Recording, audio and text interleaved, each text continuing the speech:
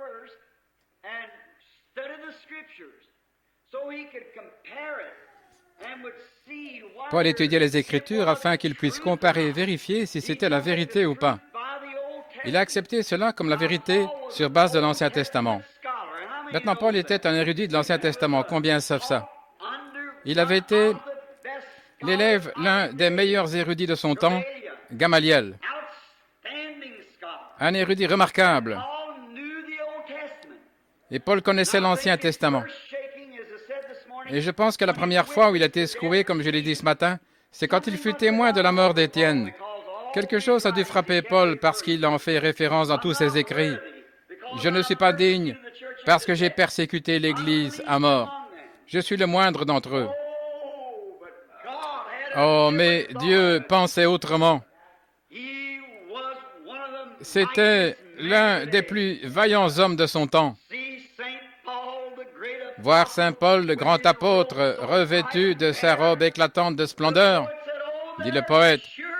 Oh, assurément, les cris de joie retentiront quand nous nous rencontrerons tous là. Ce grand jour où je le verrai recevoir la couronne du martyr, la récompense du martyr.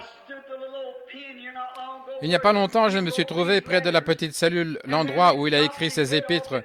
Ensuite, ils lui ont coupé la tête et ils l'ont jeté dans les égouts. Et ce petit juif, il a dit, « Je porte sur mon corps les marques de Jésus-Christ. J'ai combattu contre des bêtes à Éphèse, mais j'ai combattu le bon combat. J'ai achevé la course, j'ai gardé la foi. Et désormais m'est réservée la couronne de justice que le Seigneur, le juste juge, me donnera en ce jour-là. Et non seulement à moi, mais à tous ceux qui aiment son avènement. Oh, j'aime vraiment ça. Je veux être compté parmi ceux-là. Il y a un chant que nous avions l'habitude de chanter. Oh, veux-tu être compté dans son troupeau? Veux-tu être compté dans son troupeau? Sois sans tache au-dedans, veille et attends. Quel spectacle que tu contempleras. Il revient bientôt. Je veux être l'un d'entre eux. Maintenant, l'écrivain poursuit en disant, « C'est pourquoi nous devons d'autant plus nous attacher aux choses que nous avons entendues, de peur que nous ne soyons emportés loin d'elles. » C'est ce que nous avons enseigné ce matin au verset 2. Il est dit, « Car si la parole annoncée par des anges, les anges, nous l'avons vu, qu'est-ce que c'est? Des prophètes. Dieu a parlé autrefois. Maintenant, il faut prendre non pas notre idée, mais la Bible. Le chapitre 1er, au verset 1. Dieu ayant autrefois, de plusieurs manières, parlé au Père par les prophètes. Maintenant, plus loin ici, il dit encore, car si la parole annoncée par des anges était ferme, et ange, qu'est-ce que ça veut dire? Messager.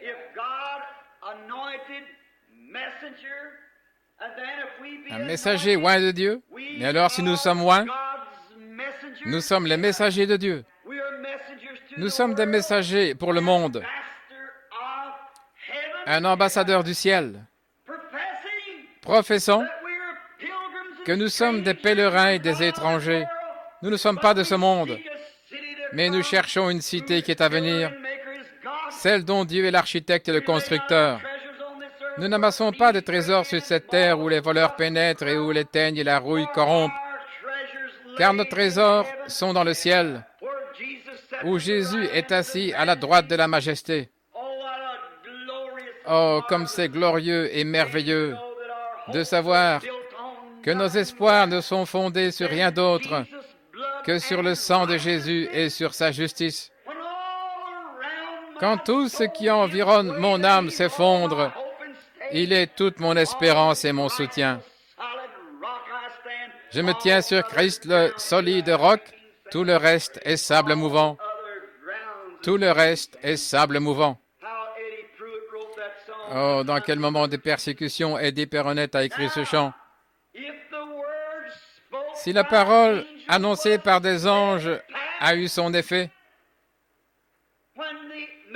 Quand le messager de Dieu prononçait la parole, elle était ferme. Et toute rétribution a reçu une juste récompense du Seigneur. Comment échapperons-nous maintenant si nous n'écoutons pas Christ qui parle du haut des cieux? Maintenant, regardez. Comment échapperons-nous en négligeant un si grand salut? Pensez-y. Qui, pour commencer, a été annoncé par le Seigneur. Christ a commencé son œuvre. Qu'est-ce qu'il a fait? Nous l'observons. Nous voyons qu'il était humble, modeste. Ce n'était pas un homme qu'on considérait comme un grand théologien, mais il était humble, docile, doux. Ce n'était pas un puissant prédicateur. Sa voix ne s'est pas fait entendre dans les rues. Mais Jean est allé de l'avant comme un lion rugissant. C'était un prédicateur. Jésus est sorti non pas comme un lion rugissant, mais Dieu travaillait avec lui, confirmant la parole. Dieu était avec Christ. Pierre a dit, le jour de la Pentecôte, « Hommes israélites, et vous qui séjournez en Judée, Jésus de Nazareth, cet homme à qui Dieu a rendu témoignage devant vous par les signes, prodiges et miracles, que Dieu a opéré par lui au milieu de vous, ce dont vous êtes tous témoins. Regardez avec quelle fermeté il les a inculpés. Vous auriez dû le reconnaître. Jésus a dit, « Hypocrite, vous sortez, vous regardez le soleil, le temps est d'un rouge sombre et vous dites, il y aura de l'orage. Et si le temps est radieux, que le soleil brille, vous dites, il va faire beau. Vous savez discerner le ciel. Mais les signes du temps, vous ne pouvez les discerner. En effet, si vous me connaissiez, vous connaîtriez aussi mon jour. Oh, ce qu'il crierait ce soir, comme son esprit crie par ses prédicateurs. L'heure est proche. Nous discernons, nous observons les bombes atomiques. Nous savons qui va prendre la place de Clark Gable et qui va faire ceci, cela ou autre chose, qui sera vice-président. Nous nous intéressons à ces choses, mais nous ne pouvons pas discerner les signes du temps. Nous sommes à la fin. Qu'est-ce qu'il y a? Ça nous intéresse tellement de savoir quel sera le prochain épisode de la télévision. Qu'est-ce que Suzy va faire? Ou comment elle s'appelle, cette femme? Et où Arthur Godfrey va-t-il aller? Quelle sorte de plaisanterie va-t-il sortir la prochaine fois? Nous, qui sommes chrétiens, nous nous farcissons l'esprit de pareilles bêtises, alors que nous devrions être en prière quelque part et étudier la Bible pour connaître les signes du temps où nous vivons. Ce qui produit ça souvent, ce sont des hommes faibles derrière la chair, c'est vrai, qui n'en viennent pas au fait qu'ils ne présentent pas la vérité de l'Évangile. Nous aurons à répondre pour cela dans les jours à venir. Nous ne devons rien négliger. Et les gens comme nous ici au Branham Tabernacle, voyant les signes et les prodiges et la puissance du Christ ressuscité, et alors en sachant que nous consacrons notre temps à d'autres choses et que nous négligeons d'écouter la voix du Seigneur Jésus, comment échapperons-nous si nous négligeons un si grand salut? Le verset 3 ou le verset 4, voici où nous avons terminé ce matin. Dieu également appuyant leur témoignage. Oh là là! Dieu appuyant leur témoignage. Écoutez la parole. À la fois par des signes, des prodiges et divers miracles. Qu'est-ce que signifie divers miracles? Divers, ça veut dire beaucoup. Par beaucoup de miracles, Dieu a appuyé leur témoignage. Oh Dieu, j'espère que cela pénétrera profondément dans vos cœurs.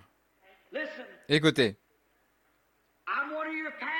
je suis l'un de vos pasteurs avec Frère Neville ici. Je veux que vous notiez bien ceci. La Bible dit, si quelqu'un se lève parmi vous et qu'il dit telle et telle chose et que cela n'arrive pas, ne l'écoutez pas, parce que ce n'est pas moi qui ai parlé. Mais s'il parle en mon nom, et si ce qu'il dit arrive, alors écoutez-le. Amen.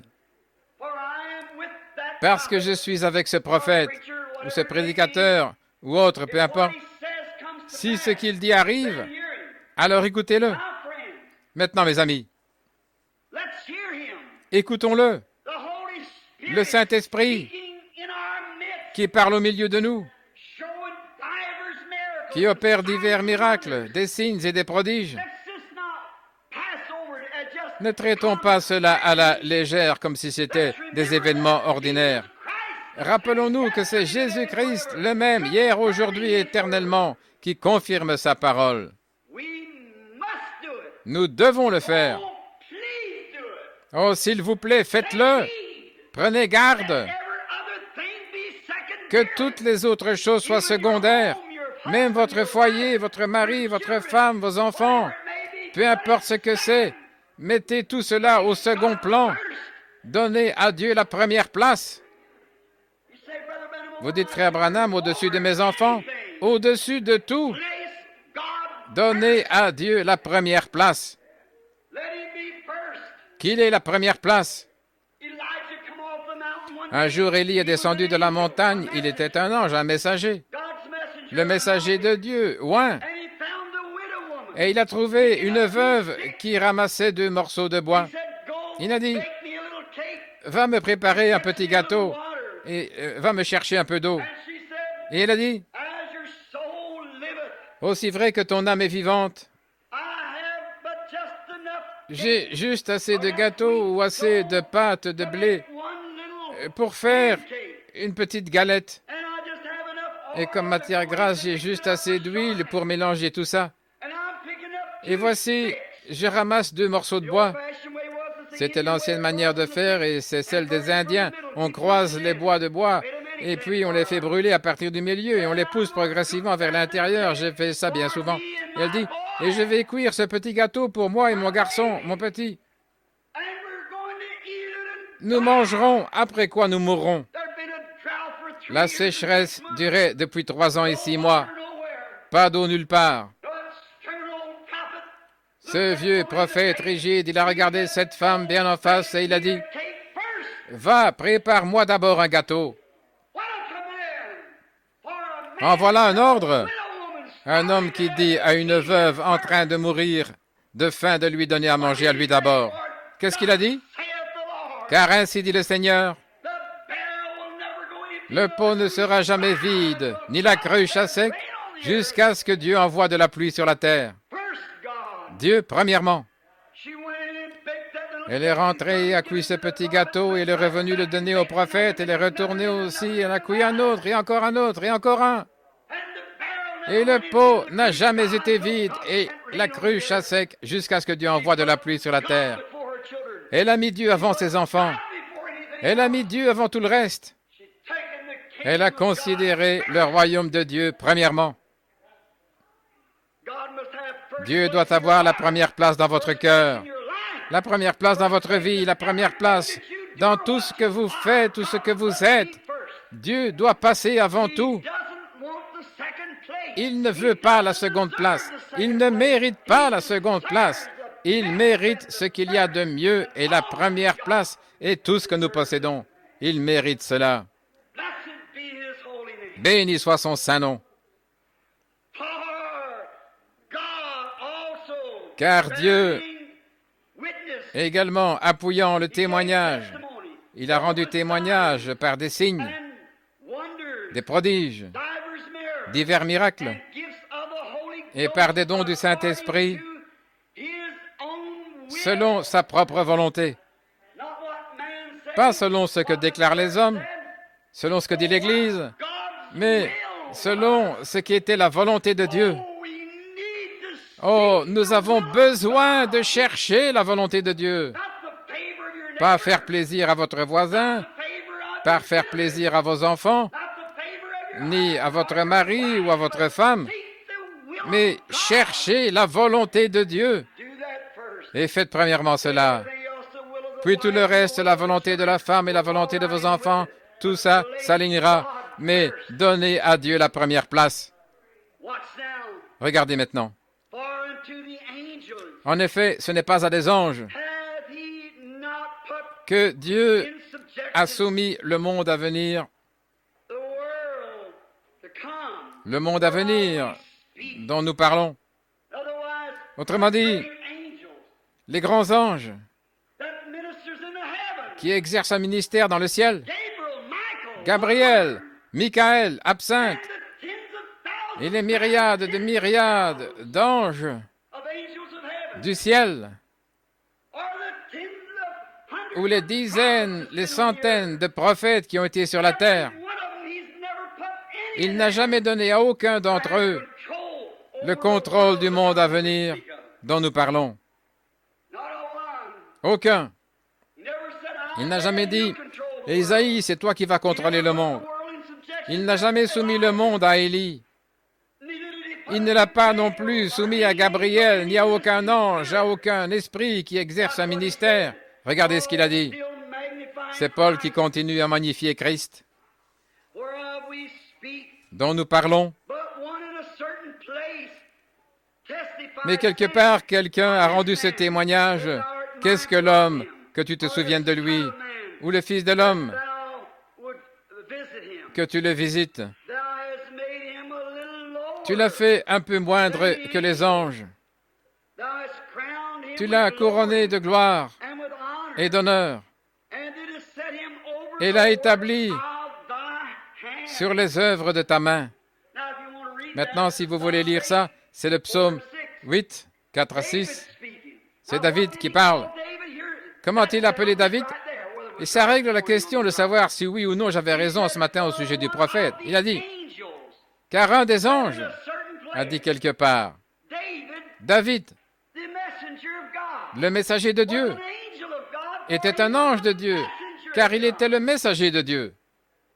The angel said, L'ange a David dit, said, David a dit, and the psalm, dans les psaumes, thou did make him a little tu l'as lower fait than the de peu angels. inférieur aux anges du The ciel. angel said that God made him Un lower ange a than the dit angels, que Dieu l'a fait inférieur à un that he ange, might crown him, and he afin might de le suffer couronner, to taste death, afin qu'il to puisse be souffrir exalted et again. goûter la mort, afin d'être That he élevé de might nouveau, make him the afin inherit de le faire all the things hériter of the world. de toutes les choses du monde. In Matthew 28, Maintenant, dans 18, Matthieu we 28, read this. 18, nous lisons ces After mots. he had been crucified, Après avoir été crucifié and rose again on the third et day, être ressuscité le troisième jour, il a rencontré ses disciples et leur a donné la commission d'aller par tout le monde prêcher l'Évangile à toute la création. Il a dit, tout pouvoir dans le ciel et sur la terre a été remis entre mes mains. Tout pouvoir dans le ciel, tout pouvoir sur la terre m'a été donné. Qu'était-ce? L'homme et Dieu s'étaient unis. Le Logos avait été fait chair et avait été tué et était ressuscité pour notre justification. Et il est alors devenu, dans tous les siècles des siècles, l'Emmanuel oint. Dieu a changé de demeure. Il est passé d'un trône là-bas dans les espaces au cœur de son Fils Jésus-Christ pour y vivre et y régner à jamais. Dieu était en Christ.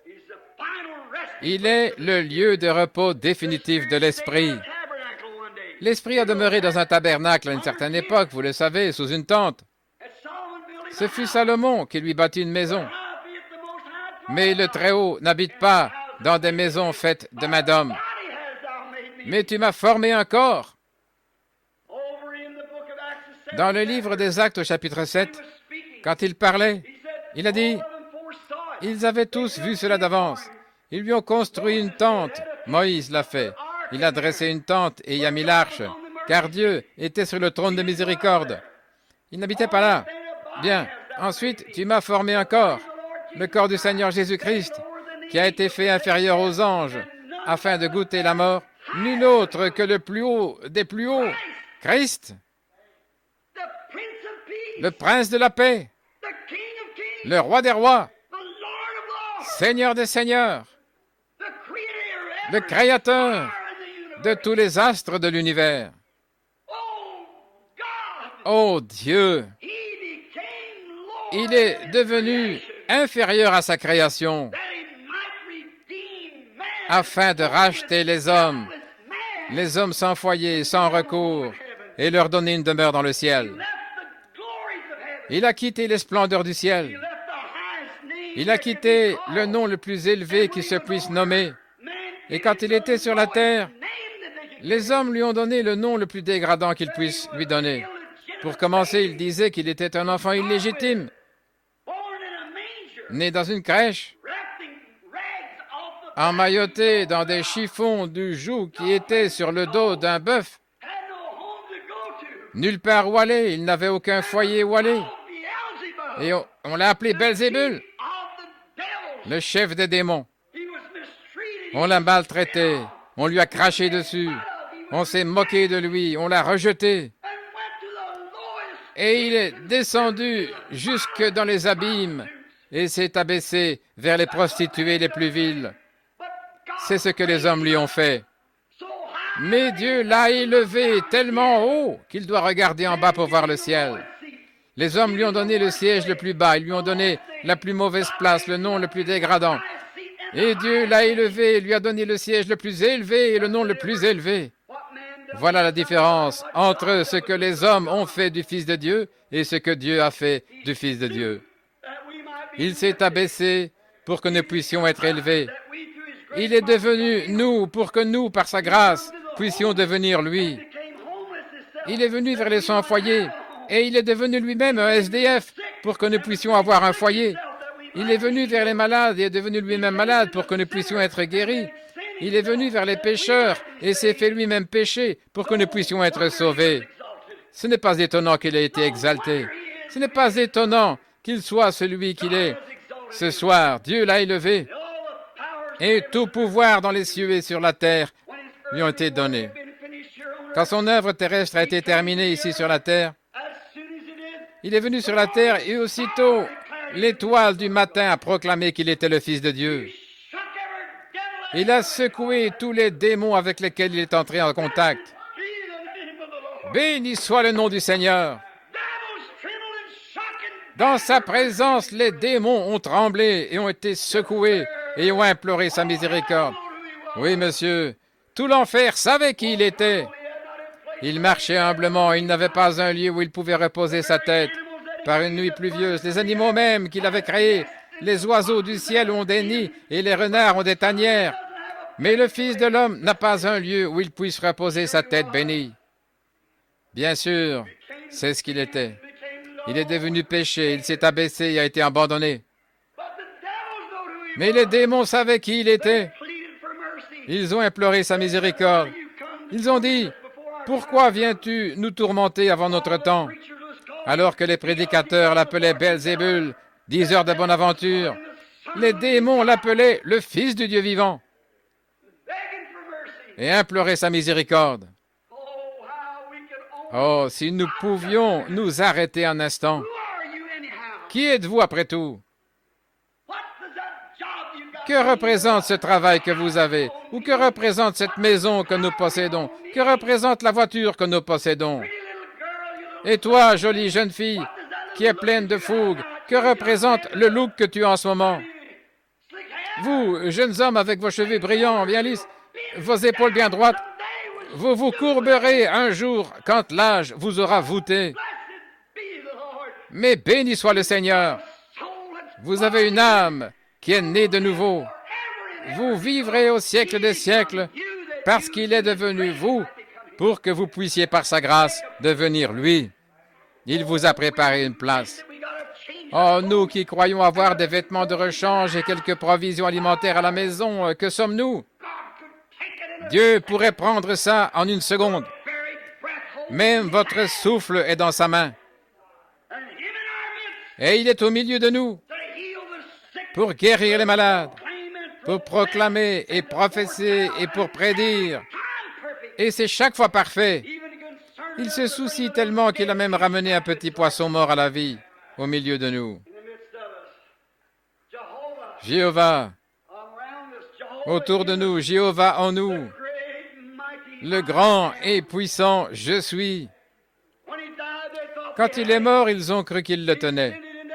Il est monté au séjour des morts.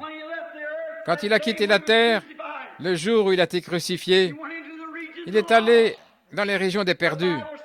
La Bible dit qu'il est allé prêcher aux âmes qui étaient en prison, qui ne s'étaient pas repentis lorsque la patience se prolongeait au jour de Noé. Quand il est mort et que son esprit l'a quitté, il est redevenu le Logos. Là, je vois, il a dit, « Je suis venu de Dieu, je retourne à Dieu. » Et Dieu était cette colonne de feu qui avait conduit les enfants dans le désert. Et quand il était ici sur la terre et quand il est mort, il est redevenu une lumière. Paul l'a vu. Il était une lumière. Les autres ne l'ont pas vu. Ils ont vu Paul tomber. Quelque chose l'avait frappé. C'était une lumière. Et Paul a dit, « Qui est celui que je persécute ?» Il a dit, « Saul, Saul, pourquoi me persécutes-tu » Il a dit, « Qui est-ce » Il a dit, « Je suis Jésus que tu persécutes. Il te serait dur de regimber contre les aiguillons. » Alors il est allé étudier cette lumière. Paul s'est reporté à la Bible pour découvrir ce qu'était cette lumière. Et il a écrit cette épître. Et il est le même Jéhovah. Cette même lumière était dans le désert avec les enfants d'Israël. Et quand Pierre était dans la prison, c'était une lumière qui est entrée et qui a ouvert les portes. Et par sa grâce,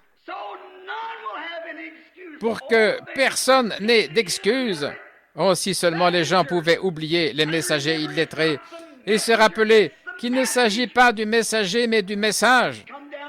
Il est redescendu, il est avec nous, sous la forme d'une colonne de lumière, et il est en action avec ces mêmes miracles et ces mêmes signes.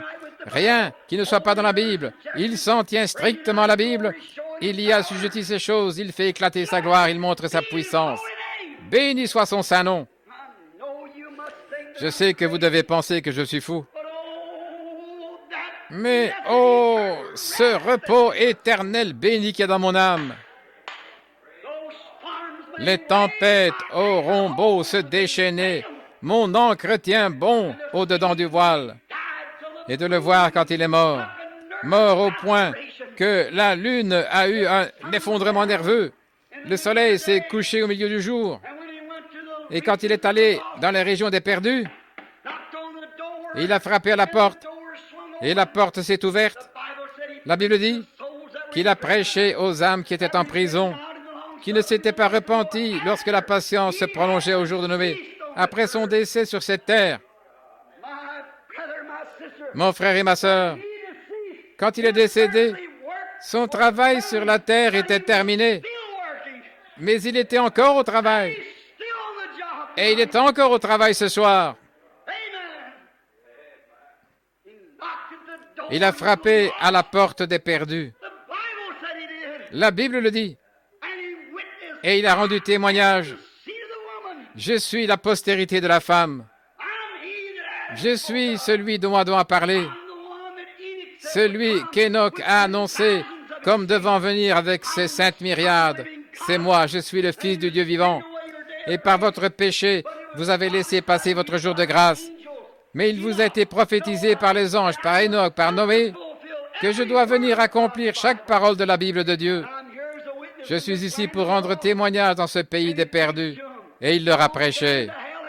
Il est ensuite descendu dans le séjour des morts. Il est descendu jusqu'aux portes de l'enfer. Il a frappé à la porte. Le diable a ouvert la porte et il a dit, « Maintenant je te tiens. » Il lui a arraché les clés de son côté. Il a dit, « Toi, démon, tu bluffes depuis longtemps. » C'est ici même dans la Bible. Je vais y venir dans une minute. Tu bluffes depuis longtemps, mais je viens prendre le contrôle. Il a saisi ses clés, il a repoussé du pied à l'intérieur et il a refermé la porte. Il est passé prendre Abraham, Isaac et Jacob. Le troisième jour, il est ressuscité. Et ceux qui dormaient dans la tombe sont ressuscités avec lui. Alléluia! Ce n'est pas étonnant que le poète ait dit « Par sa vie, il m'a aimé. Par sa mort, il m'a sauvé. Enseveli, il a emporté mes péchés au loin. Par sa résurrection, il a justifié gratuitement pour toujours. Un jour, il reviendra. Oh, jour glorieux! Béni soit le lien qui unit nos cœurs dans la communion chrétienne, l'amour de Dieu. Quand il est ressuscité, il n'avait pas encore terminé. Il avait encore du travail à faire. La Bible dit qu'il est monté en haut et a fait des dons aux hommes. Suspendu au-dessus de la terre, il y avait une atmosphère de ténèbres, de tristesse, de mort, de lassitude. Les prières ne pouvaient pas monter parce que l'expiation n'avait pas été faite. Mais il a déchiré ce voile. Il a ouvert la voie. Il a déchiré le voile de la maladie. Il a déchiré le voile du péché. Il a déchiré le voile de la lassitude. Il a déchiré le voile de la dépression. Il a déchiré tous les voiles et a tracé un chemin pour le voyageur qui monte le chemin du roi. Oh là là!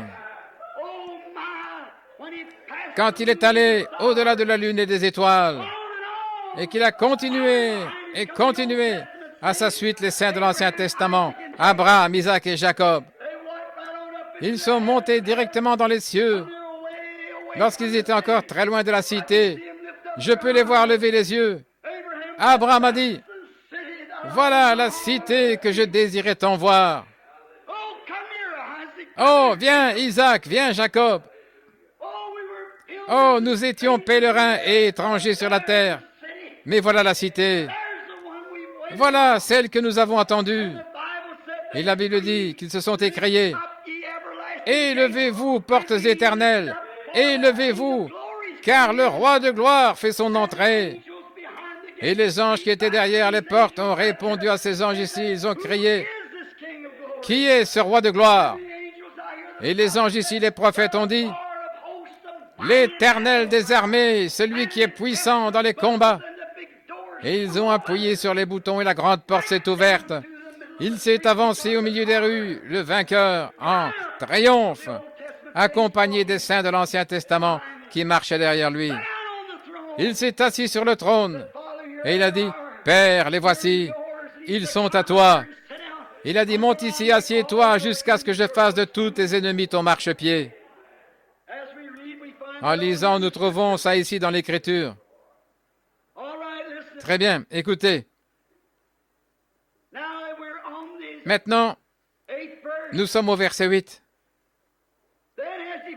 Alors, il a assujetti toutes choses sous ses pieds, car il a assujetti toutes choses sous ses pieds. Il n'a rien laissé qui ne lui soit assujetti. Il n'a rien laissé si ce n'est la mort. Nous ne voyons pas encore la mort, puisque nous mourrons toujours. Nous voyons encore la mort. Mais, au verset 9, mais nous voyons Jésus. Amen. Écoutez, nous voyons Jésus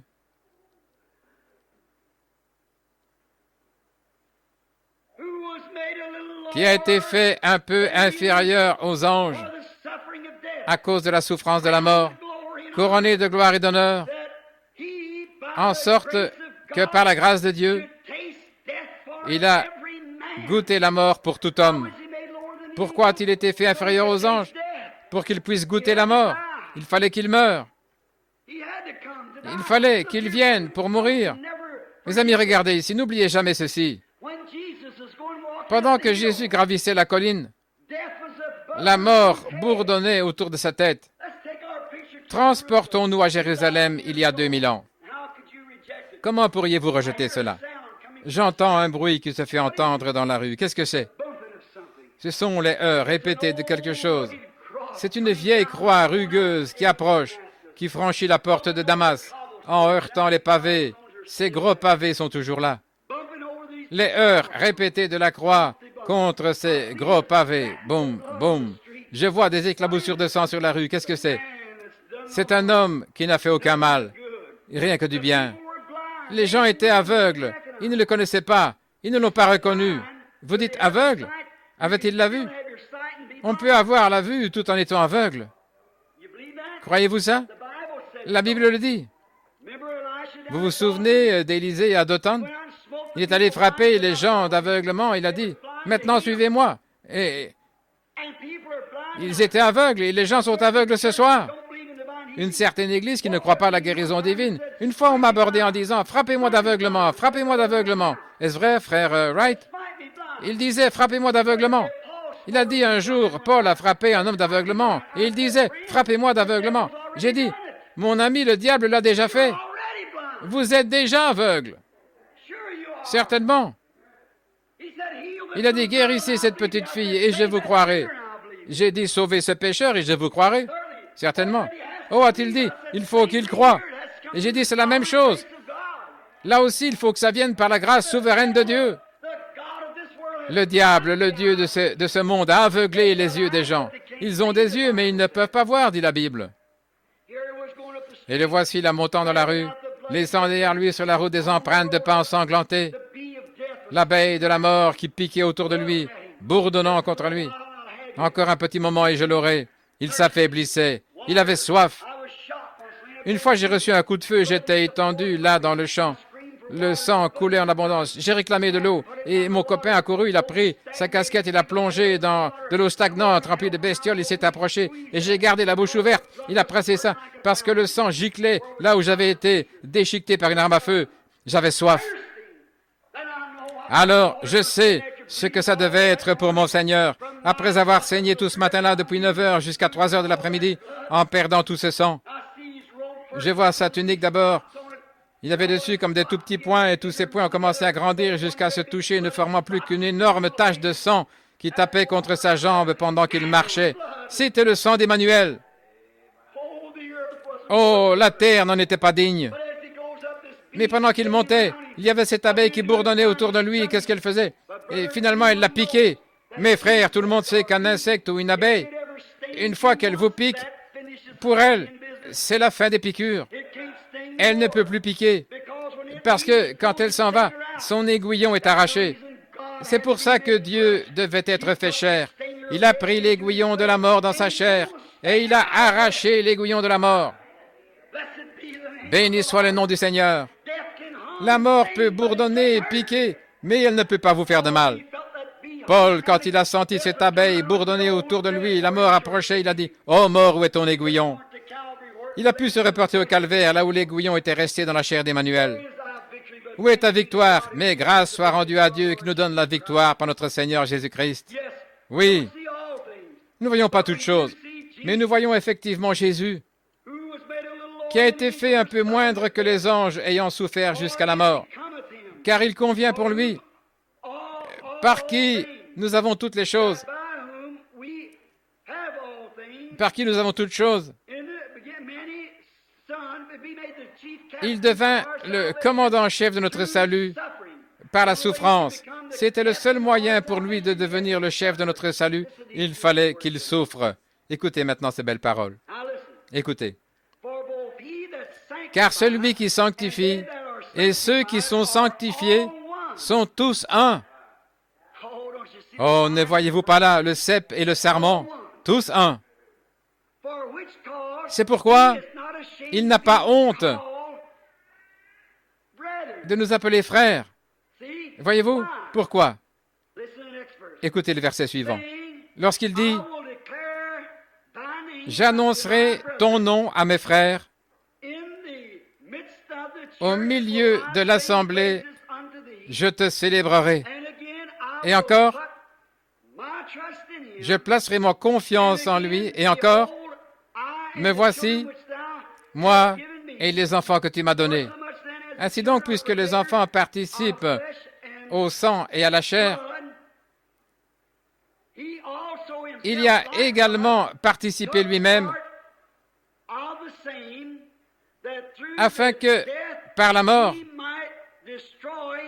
il anéantit celui qui a la puissance de la mort, c'est-à-dire le diable, et qu'il a délivré tous ceux qui, à cause de la mort, étaient toujours retenus dans la servitude. L'homme a toujours craint la mort. Christ est devenu péché, a été abaissé pour pouvoir prendre la mort sur lui. Et il n'a pas honte d'être appelé notre frère. Parce qu'il a été tenté exactement comme nous sommes tentés. Et il peut être l'intercesseur qu'il faut, parce qu'il a supporté le même genre de tentation que vous. Et il a pris votre place, sachant que vous ne pouviez pas prendre cette place vous-même. Alors voyez-vous, frères et sœurs, toute la chose, c'est la grâce. Tout ça, c'est la grâce. Il ne s'agit pas de ce que vous faites, en aucun cas. Il s'agit de ce qu'il a déjà fait pour vous. Vous ne pouvez absolument rien faire pour mériter votre salut. Votre salut est un don. Christ est devenu péché pour que vous puissiez devenir juste. Et il est le commandement en chef qu'il faut pour notre salut. Parce qu'il a souffert exactement comme nous. Nous avons souffert. Il a été tenté exactement comme nous sommes tentés. Et il n'a pas honte d'être appelé notre frère. Parce qu'il sait ce que nous endurons. Oh, béni soit son nom. Car assurément, ce n'est pas à des anges qu'il vient en aide, mais c'est à la postérité d'Abraham.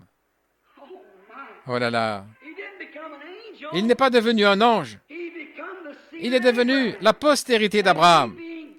Et nous, étant morts en Christ, c'est alors que nous sommes la postérité d'Abraham et héritiers selon la promesse. Il n'a jamais pris la forme d'un ange. Il n'est jamais devenu un ange, il est devenu un homme.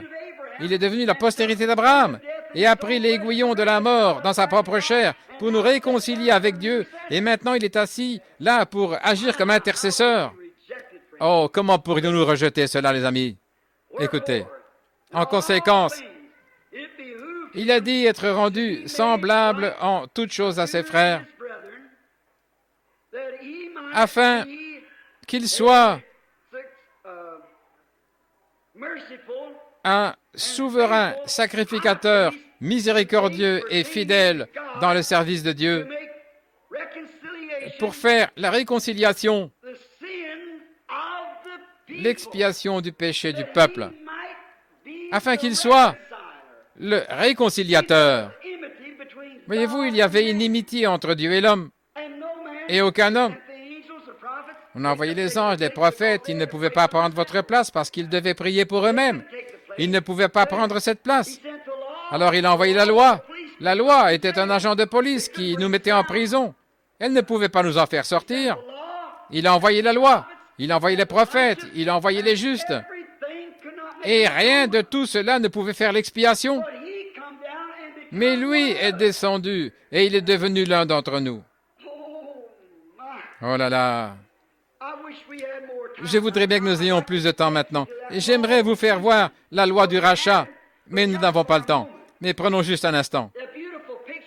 La belle image, là, c'est en Ruth et Naomi que vous voyez là.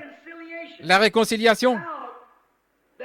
La façon dont ça se passait, c'est que le propriétaire terrien, l'homme qui devait racheter les biens perdus et déchus, il devait être apparenté à la personne qui avait perdu ses biens. C'est pour cette raison que Boaz devait être apparent de Naomi, ce qui lui a permis d'obtenir Ruth. Et aussi, il devait être digne. Il devait être capable de le faire, de racheter ce qui avait été perdu.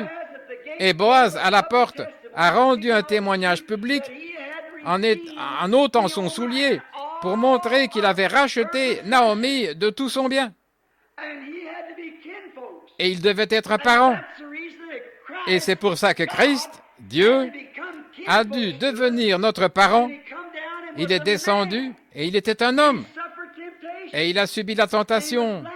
Et on s'est moqué de lui, on l'a raillé, persécuté, ignoré, appelé Belzébul, méprisé et condamné à la peine capitale. Il a souffert la mort. Il fallait qu'il soit notre parent. Il fallait qu'on l'accuse faussement, parce qu'on vous accuse faussement. Il fallait qu'il soit malade, parce que vous êtes malade. Il fallait qu'il porte les péchés, parce que c'était vos péchés. Et il fallait qu'il devienne un parent. La seule façon pour lui de nous racheter, c'était en étant notre parent. Et comment il est devenu parent?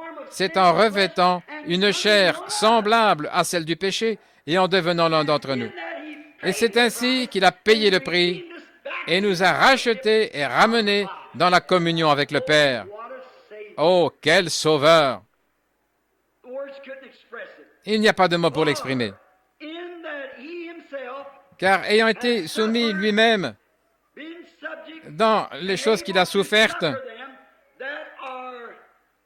et il peut secourir ceux qui sont tentés. Secourir, ça veut dire compatir. C'est la raison pour laquelle il est devenu cela. C'est pour pouvoir être compatissant envers vous, qui avez vos hauts et vos bas, et vos petits moments où vous êtes dedans et dehors, et vos tentations qui deviennent si fortes que vous avez du mal à les supporter. Il sait être compatissant envers vous. Il est assis là pour intercéder. Il est assis là pour vous aimer. Et même si vous vous égarez, il ne vous abandonnera pas. Il se lancera quand même à votre poursuite et frappera à votre cœur. Il n'y a pas un rétrograde dans le bâtiment qui ne soit conscient que Dieu frappe à son cœur chaque jour. Et il le fera aussi longtemps que vous êtes un mortel sur cette terre. Car il vous a aimé, il vous a racheté. Des poètes ont essayé, des écrivains, des hommes ont essayé d'exprimer par des paroles ce thème qu'est l'amour. Mais les expressions humaines n'ont pas cette capacité. L'un d'eux a dit, l'amour de Dieu, si fort, si tendre, un amour sans fin. Tel est le chant que font entendre les anges et les saints. Si nous remplissions l'océan avec de l'encre et changions le ciel en parchemin, tous les hommes, que tout homme soit un scribe, il ne pourrait écrire. Et cela assécherait l'océan d'écrire tout l'amour du Père. Et le rouleau d'un ciel à l'autre ne serait pas suffisant. Vous ne comprendrez jamais. Il n'y a aucun moyen pour nous de comprendre ce grand sacrifice qu'il a fait. Il est descendu et nous a réconciliés avec Dieu. Ensuite, il est reparti en disant, « Maintenant, je ne vous laisserai pas orphelins. Je reviendrai et je serai avec vous et même en vous jusqu'à la fin du monde. » Et nous voici aujourd'hui au temps de la fin, avec le même Jésus, les mêmes choses, les mêmes signes, les mêmes prodiges, le même salut, le même esprit qui accomplit les mêmes choses, le même évangile, la même parole, les mêmes illustrations, la même manifestation, tout. Il nous incombe maintenant de ne pas négliger un si grand salut, parce que nous aurons à rendre compte un jour de ce que nous faisons avec le Fils de Dieu. Il est sur vos mains maintenant, pécheurs rétrogrades. Qu'allez-vous faire? Vous dites, eh bien, je vais remettre ça plus tard. Mais souvenez-vous, ne faites surtout pas ça. Si vous êtes un pécheur, vous ne pouvez pas absolument quitter ce bâtiment en étant le même. Vous ne pouvez pas. Pilate, une nuit, il a essayé de le faire. Il a demandé de l'eau, il a lavé ses mains. Il a dit, je n'ai rien à voir là-dedans. Autant dire que je n'ai rien vu. Je n'ai jamais entendu l'Évangile. Je ne veux rien avoir à faire là-dedans. A-t-il pu s'en laver les mains? Non. Finalement, vous savez ce qui est arrivé à Pilate? Il a perdu la raison. Et tout là où en Suisse, où nous étions l'année passée pour prêcher l'Évangile, il y a une vieille légende qui dit qu'il y a un bassin rempli d'eau là que des gens du monde entier viennent observer à la période de la crucifixion. Pilate s'est précipité dans la mort, il s'est suicidé en sautant dans cette eau, il s'est noyé. Et chaque année, le même jour, des bouillons d'eau bleue remontent à la surface de ce bassin pour montrer que Dieu a rejeté l'eau. L'eau ne pourra jamais laver le sang de Jésus, ni de vos mains, ni de votre âme. Pour cela, il n'y a qu'un seul moyen, c'est d'accepter ce sang comme votre pardon personnel et d'être réconcilié avec Dieu. Père Céleste, nous te remercions ce soir pour la parole, car la foi vient de ce qu'on entend de la parole. Nous te remercions pour Jésus et de voir ce grand jour où nous vivons, les signes et les prodiges, voir que nous laissons glisser ces choses entre nos mains. Oh Dieu, ouvre les yeux des gens de ce tabernacle, afin qu'ils voient et comprennent que nous sommes dans la dernière heure. Le temps est court. Il ne nous reste plus beaucoup de temps ici. Et nous devrons voir Jésus. Et nous devrons être considérés comme traîtres, car il n'y aura pas d'excuse. Ce matin, alors que tu as donné cette grande et puissante vision de cet homme qui est venu ici d'une région éloignée, et de voir, sans l'ombre d'un doute, qu'il s'est levé de ce fauteuil et a reçu la vue. Ses jambes se sont fortifiées, il a traversé le bâtiment tout joyeux et louant Dieu. Cela montre que Dieu peut toujours, de ces pierres, susciter des enfants à Abraham. De voir ces visions, comme Jésus l'a dit, je ne fais rien que le Père ne m'ait montré. Je ne peux rien faire. Les aveugles l'ont suivi et ont dit, « Aie pitié de nous !» Il a dit, il a touché leurs yeux, il a dit, « Qu'il vous soit fait selon votre foi. » Maintenant, Seigneur, nous voyons Jésus. Nous ne voyons pas toutes choses. Nous voyons que nous mettons encore dans la tombe même les plus saints parmi nous et nous marchons sur la tombe les uns les autres. Mais nous voyons Jésus qui a fait la promesse. Nous voyons qu'il est avec nous. Pas Jésus dans la tombe où il y a 2000 ans, mais Jésus ce soir qui est avec nous. Nous le voyons manifesté dans toute sa puissance et par des signes et des prodiges. Oh Dieu, que jamais nous ne négligions un si grand salut, mais que nous l'embrassions, l'acceptions et que nous soyons respectueux et vivre ce salut jusqu'au jour où Jésus viendra pour nous emmener à la maison. Accorde-le, Seigneur. Nous le demandons en son nom. Et je me demande s'il y a une personne de bâtiment ce soir qui, sous l'effet de la divine présence du Saint-Esprit, voudrait dire, « Frère Branham, je suis convaincu d'avoir tort. Je suis convaincu que j'ai tort. Dieu m'a révélé mes péchés et je sais que j'ai tort. Je vais lever la main vers lui et implorer sa miséricorde ce soir. Oh Dieu, sois miséricordieux, j'ai tort. Voulez-vous le faire? » Alors que nous attendons un instant, s'il y a une personne ici qui le désire, on va avoir un baptême dans un instant. Et si vous êtes un pécheur à votre place, je me repentirai. Comment pouvez-vous rejeter un tel amour? L'amour incomparable de celui qui est mort. Le Saint Dieu est devenu un pécheur, pas parce qu'il avait péché, mais parce qu'il avait pris vos péchés et qu'il les a portés là au calvaire. Et vous ne voulez pas accepter ce pardon? Ne voulez-vous pas le faire alors que nous avons la tête inclinée? Ayez une pensée pour mon frère Branham. Je lève les mains vers Christ pour dire, sois miséricordieux, j'ai tort et je veux être réconcilié avec Dieu. Voulez-vous lever la main? Très bien. Si tous sont chrétiens, alors prions. Père, nous te rendons grâce ce soir de ce que tous ceux qui sont ici sont chrétiens. Ils ont attesté cela en restant dans le silence. Ils ont attesté que tous leurs péchés sont sous le sang. Et je suis vraiment reconnaissant pour cela. Bénis les Seigneur. Je suis vraiment heureux qu'en écoutant la parole, ils aient trouvé la réconciliation grâce au sang qui a été offert. Le lavage d'eau par la parole, cela nous purifie, cela nous amène à l'endroit le plus extraordinaire où le pécheur, avec sa noirceur abominable, est rendu blanc comme neige. Les taches cramoisies du péché ont été lavées et nous sommes de nouvelles créatures en Christ. Combien nous te remercions. Maintenant, le service de baptême va commencer. Si j'ai bien compris, cette jeune dame ce soir doit se faire baptiser au nom du Seigneur. Oh Père Céleste, nous te prions de bénir cette jeune femme. Mes pensées me ramènent quelques jours en arrière, alors que j'arrivais à Henryville et que j'ai vu cette charmante jeune fille qui marchait là dans la rue. Ce soir, c'est une mère, une dame. Elle t'a accepté comme son sauveur personnel. La vie a été dure pour cet enfant, Seigneur, ô Dieu. Mais le ciel lui est assuré. Et nous te rendons grâce pour cela. Nous te prions, ô Dieu, de bénir cette jeune femme maintenant. Comme elle s'avance pour être baptisée d'eau, puisses-tu la remplir du Saint-Esprit de Dieu. Accorde-le, Seigneur, que son âme soit vraiment transportée de joie jusque dans les cieux. Accorde-le pour ta gloire. Nous le demandons au nom de Jésus. Amen.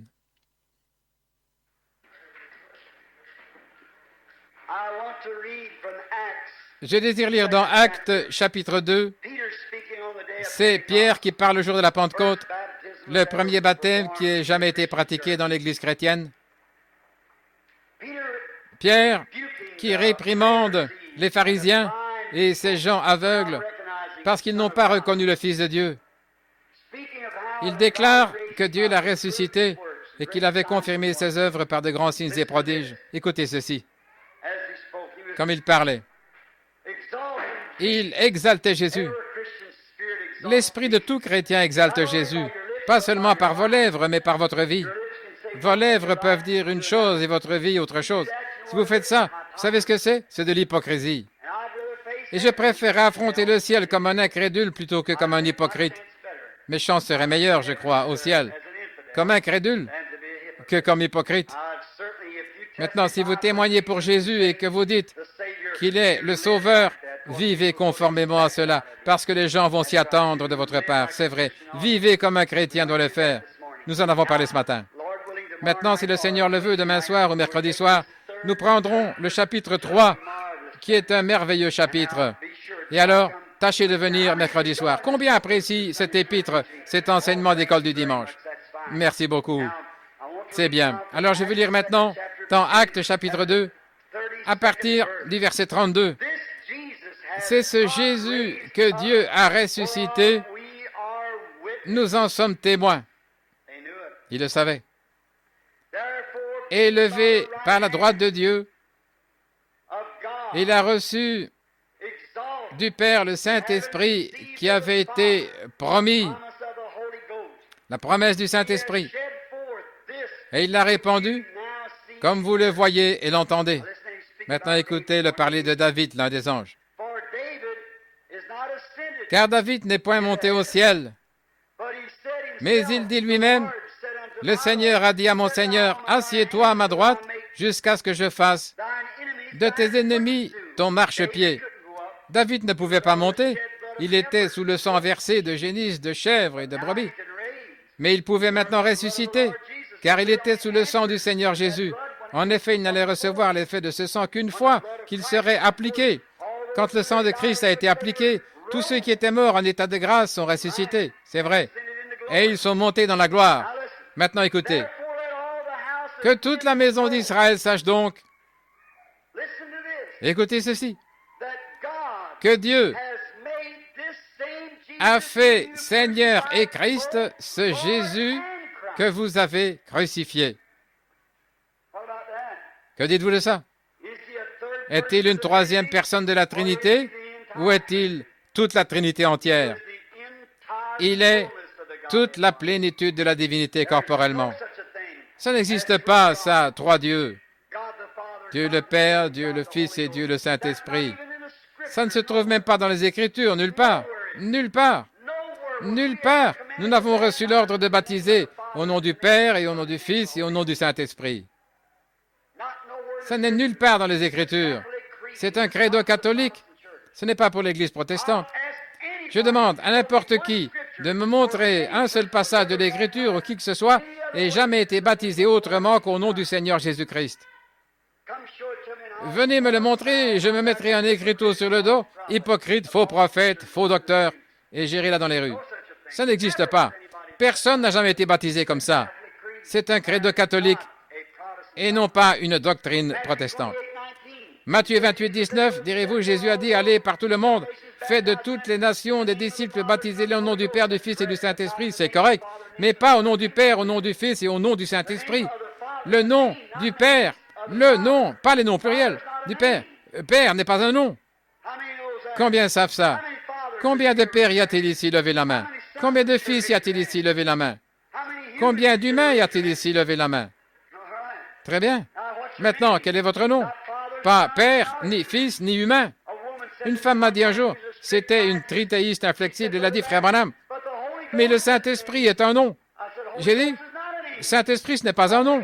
Le Saint-Esprit, c'est ce qu'il est. Il est le Saint-Esprit, pas un nom. C'est ce qu'il est. Je suis un humain, mais mon nom n'est pas humain. Mon nom est William Branham. Alors s'il a dit, allez, faites de toutes les nations des disciples, baptisez-les au nom du Père, du Fils et du Saint-Esprit. Ensuite, Pierre, 10 jours plus tard, a dit, repentez-vous, écoutez ceci. Et après avoir entendu ce discours, ils eurent le cœur vivement touché, et ils dirent à Pierre et aux autres, hommes, frères, que ferons-nous? Et Pierre leur dit, repentez-vous chacun de vous et soyez baptisés au nom du Seigneur Jésus-Christ pour le pardon de vos péchés, et vous recevrez le don du Saint-Esprit. Pierre a-t-il fait ce que Jésus lui avait dit de ne pas faire? Il n'était pas embrouillé. C'est nous qui sommes dans la confusion. Là, dans Actes 2, 38, les Juifs ont été baptisés au nom du Seigneur Jésus-Christ par immersion. Dans Actes, chapitre 8, nous voyons que Philippe est allé prêcher aux Samaritains et il les a baptisés au nom du Seigneur Jésus-Christ, les Samaritains. Dans Actes 10, 49, Pierre a ordonné que les gens des nations soient baptisés au nom du Seigneur Jésus-Christ. Paul, Acte 10, 5, ayant traversé les contrées supérieures, il trouva à Éphèse des disciples. C'étaient des disciples baptistes, ils étaient tous baptistes. Ils s'étaient convertis sous le ministère d'un prédicateur baptiste du nom de d'Apollos. C'était un prédicateur baptiste et il démontrait par la Bible que Jésus était le Christ. Paul a dit, avez-vous reçu le Saint-Esprit après avoir cru? Ils ont dit, nous ne savons pas qu'il y a un Saint-Esprit. Il a dit alors, comment avez-vous été baptisés? Ils ont dit, nous avons été baptisés par le même homme qui a baptisé Jésus dans la mer là-bas, ça nous suffit. Et il dit, ça ne marche plus maintenant. Il vous faut baptiser, être baptisé, rebaptisé. Et Paul leur a ordonné de se faire rebaptiser au nom du Seigneur Jésus-Christ. Il leur a imposé les mains et le Saint-Esprit est venu sur eux. C'est correct? Oui.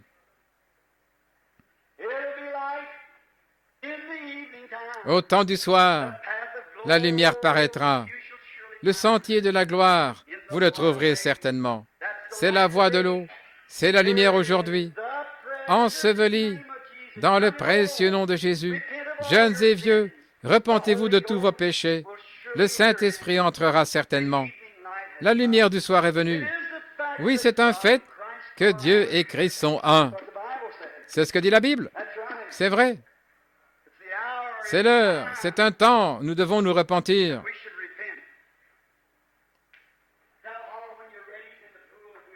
Dites, criez quand vous serez prêts dans le baptistère. Vous êtes prêts?